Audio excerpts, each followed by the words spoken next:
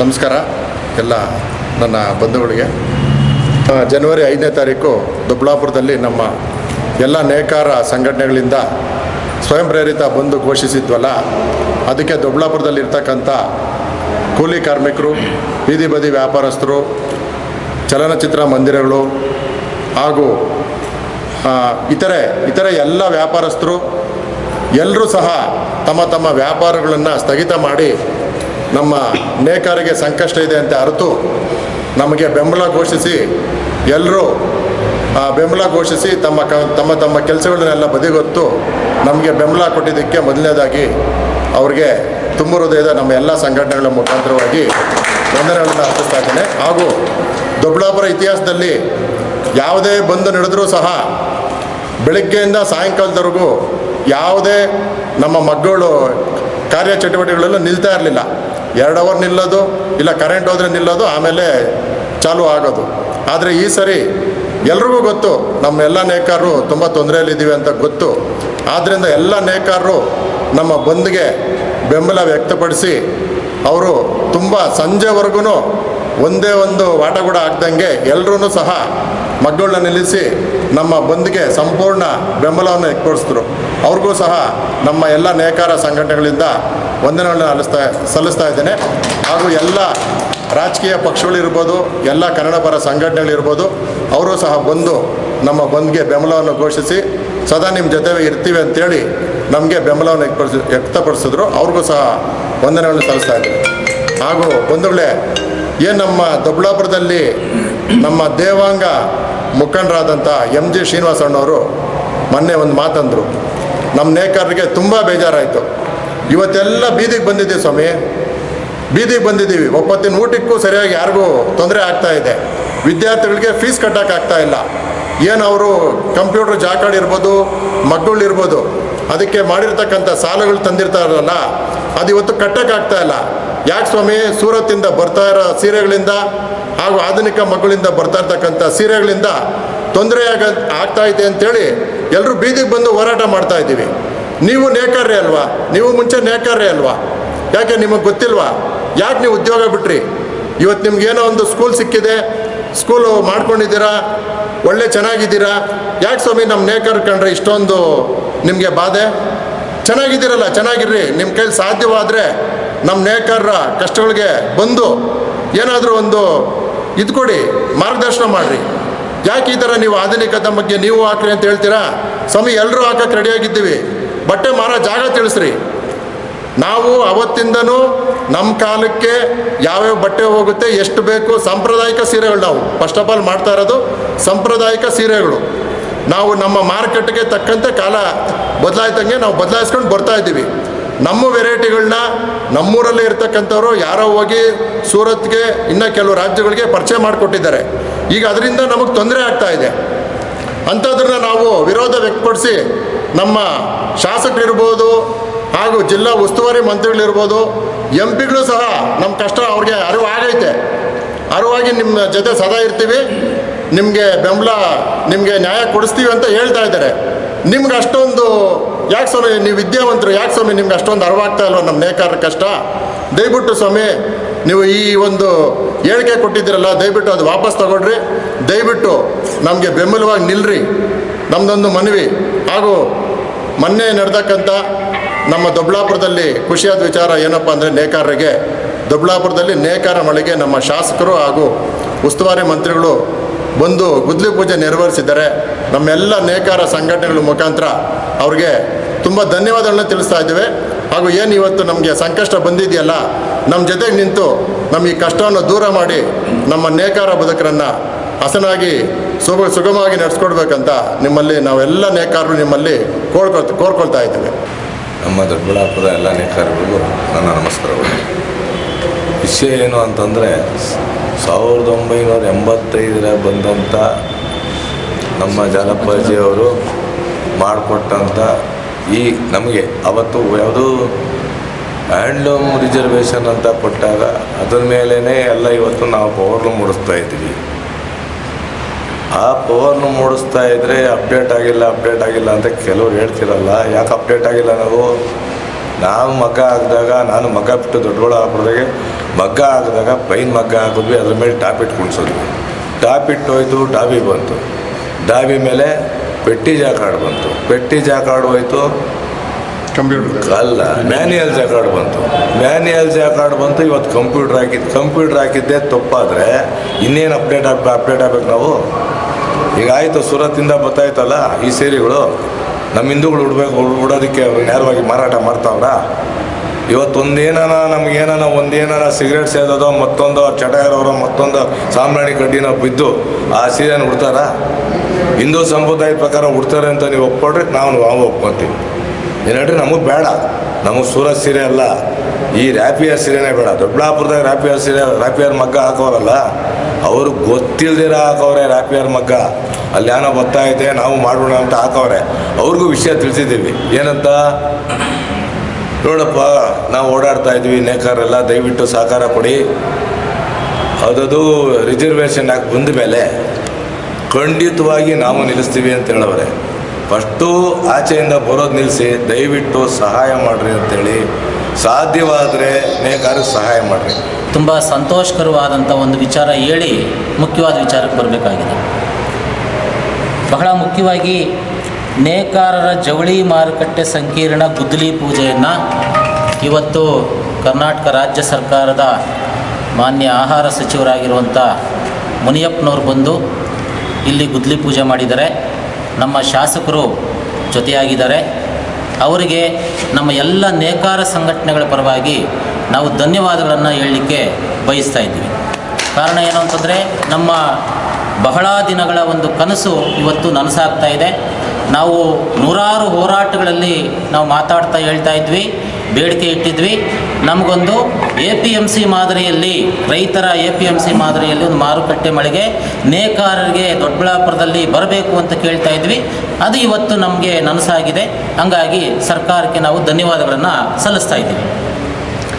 ಎರಡನೇದು, ಇನ್ನೊಂದು ಬಾಕಿ ಇರುವಂಥದ್ದು ನೇಕಾರರ ಸಮುದಾಯ ಭವನ ಆಗಬೇಕು ಅಂತ ನಾವು ಕೇಳ್ತಾ ಇದ್ದೀವಿ. ಅದು ಸಹ ಅತಿ ಶೀಘ್ರದಲ್ಲಿ ನೀವು ಮಾಡಿಕೊಡ್ಬೇಕು ಅಂತೇಳಿ ನಾವು ಈ ಮೂಲಕ ತಮ್ಮಲ್ಲಿ ನಾವು ಮನವಿ ಮಾಡ್ತಾ ಇದ್ದೀವಿ.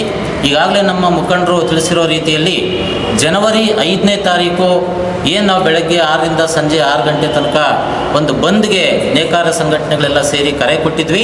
ಆ ಬಂದನ್ನು ಯಶಸ್ವಿ ಮಾಡಲಿಕ್ಕೆ ಪ್ರತ್ಯಕ್ಷವಾಗಿ ಮತ್ತು ಪರೋಕ್ಷವಾಗಿ ಶ್ರಮಿಸಿದಂಥ ಎಲ್ಲ ನಮ್ಮ ನೇಕಾರ ಸಂಘಟನೆಗಳ ಮುಖಂಡರು, ಕಾರ್ಯಕರ್ತರಿಗೆ ಮತ್ತು ಎಲ್ಲ ರಾಜಕೀಯ ಪಕ್ಷಗಳ ಮುಖಂಡರುಗಳಿಗೆ, ಎಲ್ಲ ಸಂಘ ಸಂಸ್ಥೆಗಳ ಮುಖಂಡರುಗಳಿಗೆ ಮೊದಲನೇದಾಗಿ ನಾವು ಧನ್ಯವಾದಗಳನ್ನು ಸಲ್ಲಿಸ್ತಾ ಇದ್ದೀವಿ. ಜೊತೆಗೆ ಈ ಬಂದನ್ನು ವಿಫಲ ಮಾಡಬೇಕು ಅಂತೇಳಿ ಪಾಪ ಹಗಲು ರಾತ್ರಿ ಕೆಲಸ ಮಾಡಿದಂಥವರು ಇದ್ದಾರೆ. ಅವ್ರಿಗೊಂದು ನಾನು ಮನವಿಯನ್ನು ಮಾಡಲಿಕ್ಕೆ ಬಯಸ್ತೀನಿ ಈ ಒಂದು ಮೀಡಿಯಾ ಮೂಲಕ. ಏನು ಅಂತಂದರೆ, ಉದ್ದಿಮೆ ಉಳಿಸ್ಲಿಕ್ಕೋಸ್ಕರ ನಡೆಸಿದಂಥ ಬಂದನ್ನು ನೀವು ವಿಫಲ ಮಾಡಲಿಕ್ಕೆ ಹೋಗಿದ್ದೀರಿ. ಅದು ನಿಮ್ಮ ಬೆಳ್ಳಿಯಿಂದ ನೀವೇ ನಿಮ್ಮ ಕಣ್ಣು ಚುಚ್ಕೊಂಡಂಗೆ ಅನ್ನುವಂಥದ್ದನ್ನು ನೀವು ಅರ್ಥ ಮಾಡ್ಕೋಬೇಕು. ನಾನು ಹೆಚ್ಚಿನ ವಿವರಗಳಿಗೆ ಹೋಗೋದಕ್ಕೆ ಇದು ಸಮಯ ಅಲ್ಲ. ಅದನ್ನು ನೀವು ಅರ್ಥ ಮಾಡ್ಕೋಬೇಕು ಅನ್ನುವಂಥದ್ದು ನಾನು ಈ ಸಂದರ್ಭದಲ್ಲಿ ಹೇಳಲಿಕ್ಕೆ ಬಯಸ್ತಾ ಇದ್ದೀನಿ. ಮತ್ತು ನಮ್ಮ ಪೊಲೀಸ್ ಅಧಿಕಾರಿಗಳು ಏನು ದೇಶದಾಗಿರೋ ಕಾನೂನೆಲ್ಲ ನಮ್ಗೆ ಹೇಳ್ಬಿಟ್ರು. ಯಾಕೆ? ನಾವು ನೇಕಾರರು, ನಾವು ತುಂಬ ಸ್ಪಷ್ಟವಾಗಿ ಹೇಳಿದ್ದೀವಿ. ನಮ್ಮ ನೇಕಾರ ಮುಖಂಡರುಗಳು ಎಲ್ಲರೂ ಹೇಳಿದ್ರು, ಶಾಲಾ ಕಾಲೇಜುಗಳು ಬಂದ್ ಮಾಡಿಬಿಡೋಣ, ಬಸ್ಸುಗಳು ನಿಲ್ಲಿಸ್ಬಿಡೋಣ, ಇನ್ನೊಂದು ಮತ್ತೊಂದು ಅಂತೆಲ್ಲ ಹೇಳಿದ್ರು. ನಾವು ಮತ್ತೆ ಕೊನೆಗೆ ತೀರ್ಮಾನ ಮಾಡ್ಕೊಂಡ್ವಿ, ನಮ್ಮ ಶಾಲಾ ಕಾಲೇಜುಗಳಲ್ಲಿ ಓದ್ತಾ ಇರೋದು ನಮ್ಮ ನೇಕಾರ ಮಕ್ಕಳೇ, ಶಾಲೆಗಳಿಗೆ ತೊಂದರೆ ಕೊಡೋದು ಬೇಡ ಅಂಥೇಳಿ ನಾವು ಶಾಲೆಗಳನ್ನ ಬಂದ್ ಮಾಡೋಕ್ಕೆ ಹೋಗಲಿಲ್ಲ. ಜೊತೆಗೆ ಆಟೋಗಳು ಬಂದಾಗಿದ್ದಾವೆ. ಈಗ ನಾವು ತಾಲ್ಲೂಕು ಬಂದಾಗಿರೋದ್ರಿಂದ ನಾವು ಬಸ್ಸುಗಳನ್ನ ತಡಿಲಿಕ್ಕೆ ಬರೋಲ್ಲ. ಆ ದೃಷ್ಟಿಯಿಂದ ನಾವು ಬಸ್ಸುಗಳನ್ನ ತಡಿಲಿಕ್ಕೆ ಹೋಗಲಿಲ್ಲ. ಆದರೆ ಎಲ್ಲ ಹೋಟ್ಲುಗಳು ಬಂದಾಗಿದ್ದಾವೆ, ಎಲ್ಲ ಅಂಗಡಿಗಳು ಬಂದಾಗಿದ್ದಾವೆ. ಈಗಾಗಲೇ ನಮ್ಮ ನರಸಿಂಹಮೂರ್ತಿ ಅವರು ಹೇಳಿರೋ ರೀತಿಯಲ್ಲಿ ದೊಡ್ಡಬಳ್ಳಾಪುರದ ಇತಿಹಾಸದಲ್ಲಿ ಬೆಳಗ್ಗೆ 6ರಿಂದ ಸಂಜೆ 6 ಗಂಟೆ ತನಕ ಕರೆಂಟ್ ತೆಗಿದೆ. ಇದನ್ನು ನೀವು ಪಾಯಿಂಟ್ ನೋಟ್ ಮಾಡ್ಕೋಬೇಕು. ಕರೆಂಟು ನಿಲ್ಲಿಸಿದ್ರೆ ಮಾತ್ರ, ಕರೆಂಟ್ ತೆಗೆದ್ರೆ ಮಾತ್ರ ಮಗ್ಗಗಳು ನಿಲ್ತಾ ಇದ್ವು. ಈಗ ನಾವು ಕರೆಂಟ್ ತೆಗಿಲಿಕ್ಕೆ ಹೋಗಲಿಲ್ಲ. ಯಾಕೆ ಅಂತಂದರೆ, ಸ್ವಯಂ ಸ್ಫೂರ್ತಿಯಿಂದ ಎಲ್ಲರೂ ಬಂದ್ ಮಾಡಬೇಕು ಅನ್ನೋ ಕಾರಣಕ್ಕೆ ಅದಕ್ಕೆ ಮನ್ನಣೆ ಕೊಟ್ಟು ನಮ್ಮ ದೊಡ್ಡಬಳ್ಳಾಪುರದಲ್ಲಿರುವಂಥ ಎಲ್ಲ ನೇಕಾರ ಬಂಧುಗಳು ತುಂಬ ಸಹಕಾರ ಕೊಟ್ಟು ಬೆಳಗ್ಗೆ 6ರಿಂದ ಸಂಜೆ 6 ಗಂಟೆ ತನಕ ದೊಡ್ಡಬಳ್ಳಾಪುರದ ಎಲ್ಲೂ ಸಹ ಮಗ್ಗದ ಸೌಂಡ್ ಕೇಳಿಸ್ದಂಗೆ ನಿಲ್ಲಿಸಿದ್ದಾರೆ. ಅದು ನಮಗೆ ತೋರಿಸ್ತದೆ ಇವತ್ತು ಎಷ್ಟು ಸಮಸ್ಯೆ ತೀವ್ರತೆ ಎಷ್ಟಿದೆ ಅನ್ನೋದು ಅದೇ ನಮಗೆ ಗೊತ್ತಾಗ್ತಾ ಇದೆ.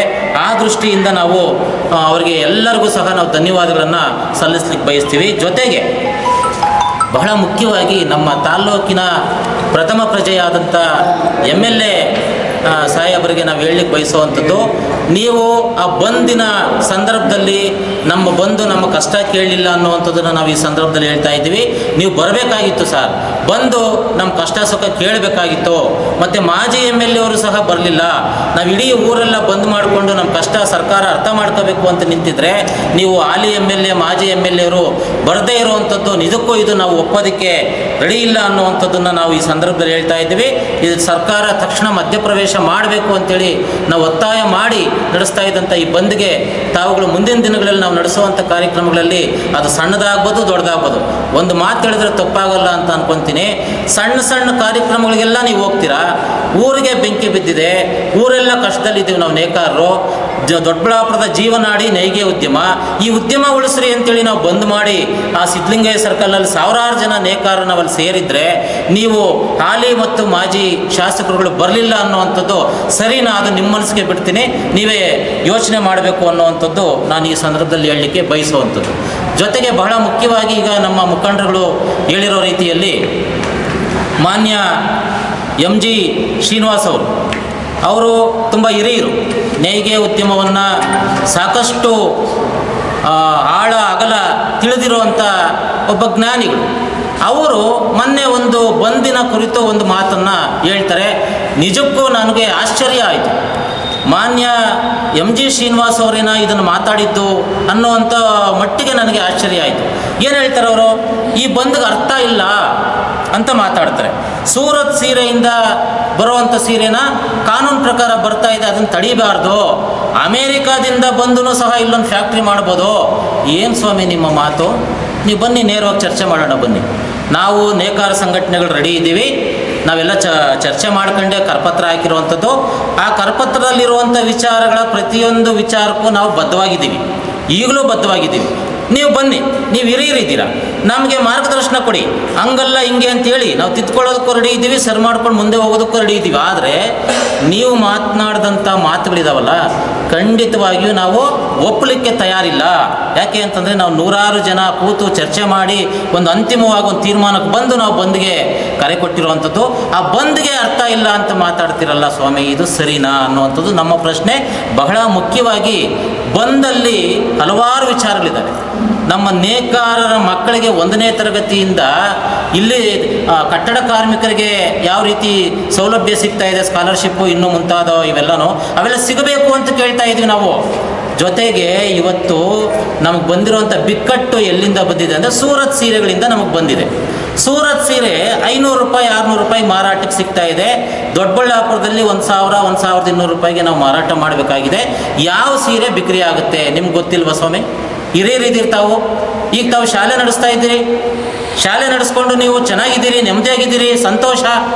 ಆದರೆ ಈಗಿರುವಂಥ ನೇಯ್ಗೆ ಉದ್ಯಮದ ಬಿಕ್ಕಟ್ಟೇನೋ, ಅದು ಸಮಸ್ಯೆ ಏನೋ, ಅದಕ್ಕೆ ಪರಿಹಾರ ಏನೋ ತಾವು ನಮಗೆ ಮಾರ್ಗದರ್ಶನ ಕೊಡಿ. ಇದಕ್ಕೆ ಅರ್ಥನೇ ಇಲ್ಲ ಅಂದ್ಬಿಟ್ರೆ ಹೆಂಗೆ? ನೀವು ಅರ್ಥ ಬರೋ ರೀತಿಯಲ್ಲಿ ನಡ್ಕೊಳ್ಳಿ, ಅದಕ್ಕೊಂದು ಪರಿಹಾರ ಸೂಚನೆ ಮಾಡಿ. ಬನ್ನಿ ಚರ್ಚೆ ಮಾಡೋಣ, ಕೂತ್ಕೊಂಡು ಚರ್ಚೆ ಮಾಡೋಣ. ಯಾವುದು ಸರಿ ಯಾವುದು ತಪ್ಪು ಅಂತ ಚರ್ಚೆ ಮಾಡಲಿಕ್ಕೆ ನೀವು ಬರಬೇಕು ನೇರವಾಗಿ, ಆಯ್ತಲ್ಲ? ಆಮೇಲೆ ಉಡಾಫೆ ಮಾತುಗಳನ್ನು ಮಾತಾಡೋದನ್ನು ಬಿಟ್ಟುಬಿಡಬೇಕು ದಯಮಾಡಿ. ಯಾಕೆ ಅಂದರೆ ಇದು ನಮ್ಮ ನೇಯ್ಗೆ ಉದ್ಯಮ ನೇಕಾರರ ಬದುಕಿಗೆ ಸಂಬಂಧಪಟ್ಟಂಥ ವಿಚಾರಗಳು. ತಾವು ಜ್ಞಾನಿಗಳಿದ್ದೀರಿ, ನೀವು ಮಾತಾಡುವಂಥ ಸಂದರ್ಭದಲ್ಲಿ ಸ್ವಲ್ಪ ಯೋಚನೆ ಮಾಡಿ ಮಾತಾಡಬೇಕಾಗಿತ್ತು ಅನ್ನುವಂಥದ್ದು ನಾನಿಲ್ಲಿ ಹೇಳಲಿಕ್ಕೆ ಬಯಸುವಂಥದ್ದು. ಯಾರು ಬೇಕಾದರೂ ಬಂದು ಇಲ್ಲಿ ಕಂಪ್ನಿ ಮಾಡ್ಬೋದು, ಫ್ಯಾಕ್ಟ್ರಿ ಮಾಡ್ಬೋದು ಅಂತ ಹೇಳ್ತಿರಲ್ಲ ನೀವು, ಭಾಷೆಕಳ್ಳಿಯಲ್ಲಿ ಮಾಡ್ಬೋದು, ನಾವೇನು ಮಾಡಲ್ಲ ಅಂತ ಹೇಳ್ತಾ ಇಲ್ಲ. ಆದರೆ ಗುಡಿ ಕೈಗಾರಿಕೆಗೆ ಸುಮಾರು ಒಂದು 20,000 ಮಗ್ಗಗಳಿದ್ದಾವೆ. 20,000 ಮಗ್ಗಗಳನ್ನು ಅವಲಂಬಿಸಿ ಲಕ್ಷಾಂತರ ಜನ ಬದುಕ್ತಾ ಇದ್ದಾರೆ. ಅವರೆಲ್ಲ ಇವತ್ತು ಬೀದಿಗೆ ಬರ್ತಾ ಇದ್ದಾರೆ. ಆ ಒಂದು ನಮ್ಮ ಉದ್ದಿಮೆಗೆ ಕಂಟಕ ಆಗಿ ಸೂರತ್ ಸೀರೆ ಬರ್ತಾ ಇದೆ.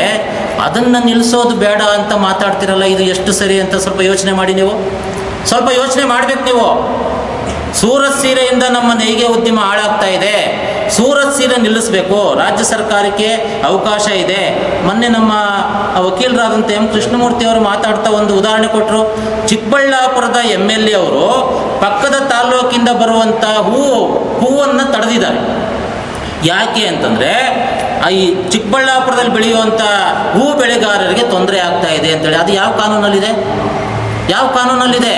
ಅಂದರೆ ಅವರ ಕಾಳಜಿ ನಮ್ಮ ಕ್ಷೇತ್ರದ ಜನರನ್ನು ನಾನು ರಕ್ಷಣೆ ಮಾಡ್ಕೊಳ್ಬೇಕು ಅಂತ MLA ಕಾಳಜಿ ಇದೆ. ಆ ದೃಷ್ಟಿಯಿಂದ ಅವ್ರು ತಡೆದಿದ್ದಾರೆ. ಇಲ್ಲಿ ನಮ್ಮ ದೊಡ್ಡಬಳ್ಳಾಪುರದ ನೇಕಾರರು ಬೀದಿಗೆ ಬಂದವರೇ. ಇನ್ನು ಕೆಲವೇ ದಿನಗಳಲ್ಲಿ ಏನೇನಾಗ್ತಾರೋ ಗೊತ್ತಿಲ್ಲ. ಪದೇ ಪದೇ ನಾವು ಮಾತಾಡೋದು ಬೇಡ. ಈಗಾಗಲೇ ನಮ್ಮ ಮುಖಂಡರು ತಿಳಿಸಿರುವಂಥ ರೀತಿಯಲ್ಲಿ ಯಾವ ರೀತಿ EMI ಕಟ್ಟಕ್ಕಾಗದೆ ಮನೆಗಳು ಹರಾಜಿಗೆ ಬಂದಿದ್ದಾವೆ, ಯಾವ ರೀತಿ ಅವ್ರ ಸಮಸ್ಯೆಗೆ ಸಿಕ್ಕಾಕೊಂಡಿದ್ದಾರೆ, ಈ ಎಲ್ಲ ವಿಚಾರಗಳನ್ನು ತಮಗೂ ಅರ್ಥ ಆಗಿದೆ ಅಂತೇಳಿ ನಾವು ಬಯಸ್ತಾ ಇದ್ದೀವಿ. ಮತ್ತು ಬದಲಾವಣೆಗೆ ತಯಾರಿಲ್ಲ ಅನ್ನೋ ಮಾತನ್ನು ತಾವು ಬಳಸಿದ್ದೀರಿ. ನಾವು ಬದಲಾವಣೆಗೆ ತಯಾರಿದ್ದೀವಿ, ಖಂಡಿತವಾಗಿಯೂ ನಾವು ಬದಲಾವಣೆ ಮಾಡ್ಕೊಳ್ಳೋಕೆ ತಯಾರಿದ್ದೀವಿ. ಆದರೆ ಮಾನ್ಯ ಜವಳಿ ಸಚಿವರ ಜೊತೆ ನಾವು ಮಾತಾಡೋವಂಥ ಸಂದರ್ಭದಲ್ಲಿ ಅಪ್ಗ್ರೇಡ್ ಆಗಬೇಕು ಅಂತ ಹೇಳಿದ್ರು. ಸರಿ ಸರ್, ನಾವು ಅಪ್ಗ್ರೇಡ್ ಆಗ್ತೀವಿ ಅಂತ ಹೇಳಿದ್ವಿ. ಈಗಿರುವಂಥ 20,000 ಮಗ್ಗಗಳನ್ನ ನೀವು ರೇಪಿಯರ್ ಮಗ್ಗಗಳನ್ನ ಹಾಕ್ಕೊಡ್ಲಿಕ್ಕೆ ಸಾಧ್ಯ ಇದೆಯಾ ರಾಜ್ಯ ಸರ್ಕಾರಕ್ಕೆ? ನಾವು ಕೇಳಿದ್ವಿ, ಪ್ರಶ್ನೆ ಮಾಡಿದ್ವಿ. ಈಗಿರುವಂಥ 1+1 ಮಗ್ಗನೇ ಸರ್ಕಾರದಿಂದ ಕೊಡ್ಲಿಕ್ಕೆ ಆಗ್ತಾ ಇಲ್ಲ. 10 ಲಕ್ಷ ರೂಪಾಯಿ ಬೆಲೆ ಬಾಳುವಂಥ ರೇಪಿಯರ್ ಮಗ್ಗಗಳನ್ನ 20,000 ಮಗ್ಗಗಳನ್ನ ನೀವು ಹಾಕ್ಕೊಡ್ಲಿಕ್ಕೆ ಸಾಧ್ಯ ಇದೆಯಾ? ಏನು ನೀವು ಮಾತಾಡ್ತಾ ಇರೋವಂಥದ್ದು? ಈಗಿರುವಂಥ ನಮ್ಮ ಮನೇಲಿರುವಂಥ 10 ಮಗ್ಗ 20 ಮಗ್ಗ ಮಾರಿದ್ರೆ 1 ಮಗ್ಗ ಹಾಕೋಬೋದಪ್ಪ. ಏನು ಬದಲಾವಣೆ ಆಗೋದು? ನಾವು ಏನು ಅಪ್ಗ್ರೇಡ್ ಆಗೋದು? ಸ್ವಲ್ಪ ಅರ್ಥ ಇರಬೇಕಲ್ಲ ಮಾತಿಗೆ, ಸ್ವಲ್ಪ ತೂಕ ಇರಬೇಕಲ್ಲ ಮಾತಿಗೆ. ಏನೋ ನಾವು ಮಾತಾಡ್ತಾ ಇದ್ದೀವಿ ಅಂತ ಹೇಳ್ಬಿಟ್ಟು ಏನು ಬೇಕಾದರೂ ಮಾತಾಡೋದು ಸರಿಯಲ್ಲ. ಆಮೇಲೆ ನಮ್ಮ ಕೂಗು ಎಲ್ಲೂ ಮುಟ್ಟಲ್ಲ, ನಮ್ಮ ಕೂಗೇ ಸರಿ ಇಲ್ಲ. ಆಮೇಲೆ ನಾವೇನು ಹಿಂದಕ್ಕೆ ಹೋಗೋಕ್ಕಾಗ್ತದ? ನಾವೇನು ಕೈಮಗ್ಗು ನಾವು ಹೇಳ್ತಾ ಇಲ್ಲ, ಎಲ್ಲರೂ ಕೈಮಗ್ಗ ಹಾಕಬೇಕು ಅಂತ ಹೇಳ್ತಾ ಇಲ್ಲ, ನಾವು ಹಿಂದಕ್ಕೆ ಹೋಗಬೇಕು ಅಂತ ಹೇಳ್ತಾ ಇಲ್ಲ. ನಾವು ಕೇಳ್ತಾ ಇದ್ದೀವಿ ತುಂಬ ಸ್ಪಷ್ಟವಾಗಿ, ಈಗ ನಾವೇನು ಲಾಳಿ ಸಹಿತ ಮಗ್ಗಗಳು ಯಾವಿದಾವೆ ದೊಡ್ಡಬಳ್ಳಾಪುರದಲ್ಲಿ, ಲಾಳಿ ಸಹಿತ ಮಗ್ಗಗಳಲ್ಲಿ ಉತ್ಪಾದನೆ ಆಗುವಂಥ ಬಟ್ಟೆಗೆ ಮೊದಲೇ ಮಾರ್ಕೆಟ್ ಕೊಡಿ. ಈಗ ಧರ್ಮವರಂ ಮಾರ್ಕೆಟ್ ನಮಗೆ ಸಾಕಾಗ್ತಾ ಇಲ್ಲ. ಯಾಕೆಂದರೆ ರೇಪಿಯರ್ ಮಗ್ಗಗಳಲ್ಲಿ ನೇಯ್ದಂಥ ಸೂರತ್ ಸೀರೆಗಳು ಬಂದು ಆಕ್ರಮಿಸ್ಕೊಂಡಿದ್ದಾವೆ. ನಮ್ಮ ಬಟ್ಟೆಯ ಅರ್ಧ ಬೆಲೆಗೆ ಬಂದು ಬಟ್ಟೆಯಲ್ಲಿ ಬಿಕ್ರಿ ಮಾಡ್ತಾ ಇದ್ದಾರೆ. ನಮ್ಮ ಸೀರೆ ಕೇಳೋರಿಲ್ಲ, ನಮ್ಮ ಸೀರೆಗೆ ಬೆಲೆನೂ ಇಲ್ಲ, ಬೇಡಿಕೆನೂ ಇಲ್ಲ ಅನ್ನುವಂಥ ಪರಿಸ್ಥಿತಿಗೆ ಬಂದು ನಾವು ತಲುಪಿದ್ದೀವಿ. ಇದಕ್ಕೆ ನೀವು ಬದಲಿ ಮಾರ್ಗ ಏನಿದ್ರೆ ಹೇಳಿ, ನಾವು ತಯಾರಿದ್ದೀವಿ, ಅದನ್ನು ಸರಿ ಮಾಡ್ಕೊಳಕ್ಕೆ ನಾವು ತಯಾರಿದ್ದೀವಿ. ಬದಲಿ ಮಾರ್ಗ ಹೇಳಿದ್ರೆ ಅಂಥ ಸಂದರ್ಭದಲ್ಲಿ ನೀವು ಅರ್ಥ ಇಲ್ದಂಗೆ ಮಾಡ್ತಾ ಇದ್ದೀರಾ, ನಮ್ಮ ಕೂಗೆ ಸರಿ ಇಲ್ಲ ಅನ್ನೋವಂಥದ್ದು ಹಿಂದಕ್ಕೆ ಹೋಗ್ತಾ ಇದ್ದೀರಾ. ಕೈಮಗ್ಗ ಹಾಕೋದಕ್ಕೆ ಸಾಧ್ಯನಾ? ಸೂರತ್ ಮಗ್ಗನೂ ಬರ್ತದೆ. ಈ ಥರದ ಮಾತುಗಳೆಲ್ಲ ಇದಾವಲ್ಲ, ದಯಮಾಡಿ ತಾವು ಇನ್ನೊಂದು ಸಾರಿ ವಿಮರ್ಶೆ ಮಾಡಬೇಕು, ಆತ್ಮಾವಲೋಕನ ಮಾಡ್ಕೋಬೇಕು. ನೀವು ಚರ್ಚೆಗೆ ಕರೆದ್ರೆ ನಾವು ಚರ್ಚೆಗೆ ಬರೋದಕ್ಕೆ ರೆಡಿ ಇದ್ದೀವಿ, ಆಯ್ತಲ್ಲ. ನಮ್ಮಲ್ಲಿ ಏನಾದರೂ ತಪ್ಪಿದ್ರೆ ನಾವು ತಿದ್ಕೊಳ್ಳೋಕ್ಕೂ ರೆಡಿ ಇದ್ದೀವಿ. ನಾವು ಅಂತಿಮವಾಗಿ ನಾವು ಮಾತಾಡಿದ್ದೇ ಕರೆಕ್ಟು ಅಂತ ನಾವೇನು ಹೇಳ್ತಾ ಇಲ್ಲ. ನೀವು ಹಿರಿಯರಿದ್ದೀರಿ, ಅನುಭವಿಗಳಿದ್ದೀರಿ, ನಮಗೆ ಮಾರ್ಗದರ್ಶನ ಮಾಡಿ. ಮತ್ತು ಬಹಳ ಮುಖ್ಯವಾಗಿ ಇವತ್ತಿನ ಇಡೀ ಕರ್ನಾಟಕ ರಾಜ್ಯದ ಲಾಳಿ ಸಹಿತ ಮಗ್ಗಗಳಿಗೆ ಒಂದು ಪವರ್ಲೂಮ್ ರಿಸರ್ವೇಷನ್ ಯಾಕ್ಟ್ ತರಬೇಕು ಅಂತ ಕೇಳ್ತಾ ಇದ್ದೀವಿ. ಈಗ ನೀವು ಹೇಳ್ತಾ ಇದ್ದೀರಿ ಏನಂತ, ದೊಡ್ಡಬಳ್ಳಾಪುರದಲ್ಲಿರುವಂಥ ರೇಪಿಯರ್ ಮಗ್ಗಗಳಲ್ಲಿ ಉತ್ಪಾದನೆ ಆಗುವಂಥ ಬಟ್ಟೆ ಏನಾಗಬೇಕು ಅಂತ ಕೇಳ್ತಾ ಇದ್ದೀರ. ನಾವು ಅದನ್ನೇ ಕೇಳ್ತಾ ಇದ್ದೀವಿ. ಸೂರತ್ ಸೀರೆಯಿಂದ ಬರುವಂಥ ಬಟ್ಟೆನ ಯಾವ ರೀತಿ ತಡಿಬೇಕು ಅಂತ ಇದ್ದೀವೋ, ಇಡೀ ದೇಶಕ್ಕೆ ರಾಜ್ಯಕ್ಕೆ ಎಲ್ಲದಕ್ಕೂ ಒಂದೇ ಕಾನೂನು ಅಂತ ಹೇಳ್ತಿರಲ್ಲ ನೀವು. ಪವರ್ಲೂಮ್ ರಿಸರ್ವೇಷನ್ ಆ್ಯಕ್ಟ್ ಬಂದಾಗ ಅದು ಆಗುತ್ತೆ. ನಾವು ಈಗಲೇ ನಿಲ್ಲಿಸ್ರಿ ಅಂತ ನಾವೇನು ಹೇಳ್ತಾ ಇಲ್ಲ ಅವ್ರಿಗೆ. ಆಮೇಲೆ ಈಗ ಅವ್ರು ಉತ್ಪಾದನೆ ಮಾಡ್ತಾ ಇರೋವಂಥ ಬಟ್ಟೆ ಲಾಳಿ ಸಹಿತ ಮಗ್ಗಗಳಲ್ಲಿ ಉತ್ಪಾದನೆ ಮಾಡ್ತಾ ಇರೋ ಬಟ್ಟೆನೇ ಅವ್ರು ಮಾಡ್ತಾ ಇರೋದು. ಬೇರೆ ಇನ್ನೇನು ಹೊಸ ಇದನ್ನೇನು ಬಳಸಿ ಅವ್ರೇನು ತಂತ್ರಜ್ಞಾನ ಬಳಸಿ ಏನು ಮಾಡ್ತಾ ಇಲ್ಲ. ಇವತ್ತು ನಾವು ಲಾಳಿ ಸಹಿತ ಮಗ್ಗಗಳಲ್ಲಿ ಮಾಡ್ತಾ ಇರೋವಂಥ ಬಟ್ಟೆನೇ ಅವರು ಮಾಡ್ತಾ ಇದ್ದಾರೆ. ಆ ದೃಷ್ಟಿಯಿಂದ ನಾವು ಹೇಳ್ತಾ ಇದ್ದೀವಿ, ನಾವೀಗ ಸೂರತ್ತಿನ ಮಾರುಕಟ್ಟೆ ಅಲ್ಲಿನ ನೇಯ್ಗೆ ಉದ್ಯಮದ ಜೊತೆ ಕಾಂಪೀಟ್ ಮಾಡಲಿಕ್ಕೆ ನಮ್ಮ ಕೈನಲ್ಲಿ ಆಗ್ತಾ ಇಲ್ಲ. ನಾವು ಬೀದಿಗೆ ಬಂದಿದ್ದೀವಿ. ಮಾನ್ಯ ಸಿದ್ದರಾಮಯ್ಯನವರು ನಮಗೆ 10 HP ಕೊಟ್ಟಿದ್ದಾರೆ, ಮತ್ತು 5,000 ರೂಪಾಯಿ ಇದು ಸಹಾಯ ವಾರ್ಷಿಕ ಕೊಡ್ತಾ ಇದ್ದಾರೆ. ಅದನ್ನು ವಾರ್ಷಿಕ 24,000 ಕೊಡಬೇಕು ಅಂತ ನಾವು ಕೇಳ್ತಾ ಇದ್ದೀವಿ. ಈ ಎಲ್ಲ ವಿಚಾರಗಳನ್ನೂ ಇಟ್ಕೊಂಡಿದ್ದೀವಿ ನಾವು. ಒಂದೇ ಒಂದು ಬೇಡಿಕೆ ಇಟ್ಕೊಂಡು ನಾವು ಹೋರಾಟ ಮಾಡ್ತಾ ಇಲ್ಲ. ಇದು ಪವರ್ಲೂಮ್ ರಿಸರ್ವೇಷನ್ ಆಕ್ಟ್ ಒಂದೇ ಅಲ್ಲ, ಸೀರೆ ಖರೀದಿ ಮಾಡಬೇಕು ಅಂತಲೂ ಕೇಳ್ತಾ ಇದ್ದೀವಿ.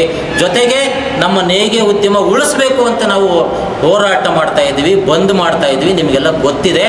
ಈ ರೀತಿಯಾದಂಥ ಕ್ಷುಲ್ಲಕವಾದಂಥ ಮಾತುಗಳನ್ನು ಪದಗಳನ್ನು ಬಳಸೋದನ್ನು ಬಿಟ್ಟು ತಾವು ಕೊಡುವಂಥ ಎಲ್ಲ ಸಲಹೆ ಸೂಚನೆಗಳಿಗೆ ನಾವು ಸದಾ ಸ್ವಾಗತ ಬಯಸ್ತೀವಿ. ನೀವೆಲ್ಲ ಯಾರೇ ಬಂದು ಇದನ್ನು ನೋಡ್ರಪ್ಪ, ಇದು ಈ ದಾರಿ ತಪ್ಪಿದೆ, ರಾಂಗ್ ಇದೆ, ಇದನ್ನು ಸರಿ ಮಾಡ್ಕೊಳ್ಳಿ, ಮುಂದೆ ಹೋಗೋಣ ಅಂದರೆ ಅದಕ್ಕೆ ನಾವು ಸ್ವಾಗತ ಇರ್ತೀವಿ, ಅದು ಒಪ್ಪೋದಕ್ಕೆ ನಾವು ರೆಡಿ ಇದ್ದೀವಿ ಅಂತ ಈ ಒಂದು ಮಾಧ್ಯಮದ ಮೂಲಕ ನಾವು ಹೇಳಲಿಕ್ಕೆ ಬಯಸ್ತಾ ಇದ್ದೀವಿ.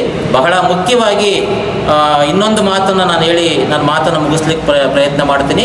ನಮ್ಮ ಕೂಲಿ ನೇಕಾರರು ಅವತ್ತಿನ ಬಂದಿಗೆ ಯಾರೂ ಹೋಗಬೇಡ್ರಿ, ಇದು ನಮ್ಮ ಪರವಾಗಿ ನಡೀತಾ ಇರುವಂಥ ಬಂದಲ್ಲ, ಇದು ಮಾಲೀಕರ ಪರವಾಗಿ ನಡೀತಾ ಇರುವಂಥ ಬಂದು. ಸ್ವಲ್ಪ ಅರ್ಥ ಮಾಡ್ಕೋಬೇಕು. ನಿಮಗೆ ಅರ್ಥ ಆಗಿದೆಯೋ ಇಲ್ಲೋ ನನಗಂತೂ ಗೊತ್ತಿಲ್ಲ. ಒಂದು ಸಭೆ ಮಾಡಿದ್ದೀವಿ, ಆ ಸಭೆಯಲ್ಲಿ ಬಂದು ಪೂರ್ತಿ ವಿವರವನ್ನು ನಿಮಗೆ ತಿಳಿಸ್ಕೊಟ್ಟಿದ್ದೀವಿ. ನಾವು ಮಾಲೀಕರ ಪರ ಕಾರ್ಮಿಕರ ಪರ ಅಲ್ಲ, ಉದ್ದಿಮೆ ಉಳಿಸ್ಲಿಕ್ಕಾಗಿ ನಡೆಸ್ತಾ ಇರುವಂಥದ್ದು.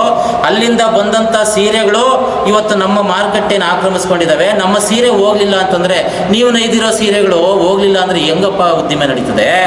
ನೀವೇ ಉತ್ಪಾದನೆ ಮಾಡಿದಂಥ ಮಗ್ಗಗಳಲ್ಲಿ ತಯಾರು ಮಾಡಿದಂಥ ಸೀರೆಗಳು ಧರ್ಮಾರ್ನಲ್ಲಿ ಬಿಕ್ರಿ ಆಗಲಿಲ್ಲ ಅಂತಂದರೆ ಏನಪ್ಪ ಮಾಡೋದು? ಈಗೇನೋ ಅಷ್ಟು ಬೇರೆ ದಾರಿ ಇಲ್ಲದೆ ಅದು ಸೀರೆ ಓತಾಯ್ತೋ, ಅಮೌಂಟ್ ಬರ್ತಾ ಆಯ್ತೋ ಬಿಟ್ಟಾಯ್ತೋ ಗೊತ್ತಿಲ್ಲ, ಮಾಲೀಕರೆಲ್ಲ ಸೇರಿ ಮಗ್ಗಗಳು ಹಂಗೋ ಹಿಂಗೋ ನಡೆಸ್ತಾ ಇದ್ದಾರೆ. ಕೊನೆಗೊಂದು ದಿನ ಮಗ್ಗಗಳೇ ನಿಂತೋಗ್ಬಿಟ್ರೆ ಏನು ಮಾಡ್ತೀರಾ ನೀವು? ಇದು ನಮ್ಮ ಪ್ರಶ್ನೆ, ಆಯಿತಾ? ಆಮೇಲಿಂದ ಹೊರಗಡೆಯಿಂದ ಬಂದಿರೋವಂಥವ್ರನ್ನ ನಾವೇನು ಪ್ರೀತಿಸ್ತಾ ಇಲ್ಲ. ನೋಡ್ರಿ, ಈಗ ನಮ್ಮ ದೊಡ್ಡಬಳ್ಳಾಪುರದಲ್ಲಿ ಸಾವಿರಾರು ಮಗ್ಗಗಳಿದ್ದಾವೆ, ಅದರಲ್ಲಿ ನೂರಾರು ಮಗ್ಗಗಳು ನಿಂತಿದ್ದಾವೆ, ಅದಕ್ಕೆ ಕೆಲಸಗಾರರಿಲ್ಲ. ನಮಗೆ ಕಂಪ್ಯೂಟರ್ ಮಗ್ಗನೇ ಬೇಕು ಅಂತ ಕೇಳೋದು ಸರಿಯಲ್ಲ. ಈಗ ನಿಂತಿರುವಂಥ ಕಾರ್ಡ್ ಮಗ್ಗಗಳು ಯಾರು ಬಿಡಬೇಕು? ನೀವು ಬಿಡಲ್ಲ, ಬೇರೆಯವ್ರನ್ನೂ ಬಿಡಲ್ಲ ಅನ್ನುವಂಥದ್ದು ಸರಿನಾ? ಇದನ್ನು ಸ್ವಲ್ಪ ಆಲೋಚನೆ ಮಾಡಿ. ನಾವು ಸ್ಥಳೀಯರ ವಿರೋಧಿ ಅಲ್ಲ, ನಮ್ಮ ಕರಪತ್ರದಲ್ಲಿ ತುಂಬ ಸ್ಪಷ್ಟವಾಗಿ ಹೇಳಿದ್ದೀವಿ. ಸ್ಥಳೀಯರಿಗೆ ಮೊದಲನೇ ಆದ್ಯತೆ ಕೊಡಬೇಕು ಅಂತ ಕೇಳಿದ್ದೀವಿ. ನಮ್ಮ ವ್ಯೂವರ್ಸಲ್ಲಿ ಎಲ್ಲರೂ ಸಹ ಒಪ್ಕೊಂಡಿದ್ದಾರೆ. ಎಲ್ಲಿ ಖಾಲಿ ಇದೆಯೋ ಅಲ್ಲೆಲ್ಲರೂ ಹೋಗಿ ಸೇರಿಕೊಂಡು ಕೆಲಸ ಮಾಡಬೇಕು. ಕೆಲಸ ಮಾಡೋದು ಬಹಳ ಮುಖ್ಯ. ಸಮಾನ ಕೆಲಸದ ಸಮಯ, ಸಮಾನ ಕೂಲಿ ಅನ್ನುವಂಥ ಬೇಡಿಕೆನ ನೀವಿಟ್ಟಿದ್ದಲ್ಲ, ನಾವೇ ಇಟ್ಟಿರುವಂಥದ್ದು. ಅದನ್ನು ನೀವು ಉಪಯೋಗಿಸ್ಕೊಳ್ಳೋಕ್ಕಾಗದೆ ಎಲ್ಲ ನಮ್ಮ ಬಂದು ಮತ್ತು ಹೋರಾಟಕ್ಕೆ ಬರುವಂಥವ್ರನ್ನೆಲ್ಲ ತಡೆದು ಅವರನ್ನು ದಿಕ್ಕು ತಪ್ಪಿಸ್ತಾ ಇದ್ದೀರಾ. ಇದರಿಂದ ನಾನು ಫಸ್ಟೇ ಹೇಳೋದ್ನಲ್ಲ, ನಮ್ಮ ಕಣ್ಣಿಗೆ ನಾವೇ ನಮ್ಮ ಬೆಳ್ಳಿಂದ ಚುಚ್ಕೊಳ್ಳುವಂಥ ಕೆಲಸ ಮಾಡೋದು ಬೇಡ. ಉದ್ದಿಮೆ ಉಳಿದ್ರೆ ನೀವು ಉಳಿತೀರಾ, ಉದ್ದಿಮೆ ಉಳಿದ್ರೆ ಮಾಲೀಕರು ಉಳಿತಾರೆ. ಒಟ್ಟಾರೆಯಾಗಿ ಉದ್ದಿಮೆ ಉಳಿಸ್ಲಿಕ್ಕೆ ಬೇಕಾದಂಥ ಹೋರಾಟಕ್ಕೆ ನಾವೆಲ್ಲ ಸಪೋರ್ಟಿವ್ ಆಗಿರಬೇಕು, ಸಹಕಾರಿಯಾಗಿರಬೇಕು. ಆ ಮೂಲಕ ಮಾತ್ರನೇ ನಮ್ಮ ಉದ್ದಿಮೆ ಉಳಿಲಿಕ್ಕೆ ಸಾಧ್ಯ. ಇವತ್ತು ಜಾಗತೀಕರಣ, ಖಾಸಗೀಕರಣ ಬಂದು ಇಡೀ ಟೋಟಲ್ ಎಲ್ಲ ಸುಮಾರು 65,000 ಸಣ್ಣ ಕೈಗಾರಿಕೆಗಳು ಮುಚ್ಚೋಗ್ತಾ ಇದ್ದಾವೆ. ಅಂಥ ಸಂದರ್ಭದಲ್ಲಿ ನಾವು ಇದನ್ನು ಉಳಿಸ್ಕೋಬೇಕು ಅಂತ ಸರ್ಕಾರದ ಜೊತೆ ಪ್ರಯತ್ನ ನಡೆಸ್ತಾ ಇದ್ದೀವಿ. ನಾವೆಲ್ಲರೂ ಸೇರಿ ಮುಂದೆ ಹೋಗೋಣ. ಎಲ್ಲರೂ ಒಟ್ಟಾಗಿ ಮುಂದೆ ಹೋಗಿ ನಮ್ಮ ಬೇಡಿಕೆಯನ್ನು ಗೆಲ್ಲೋಣ.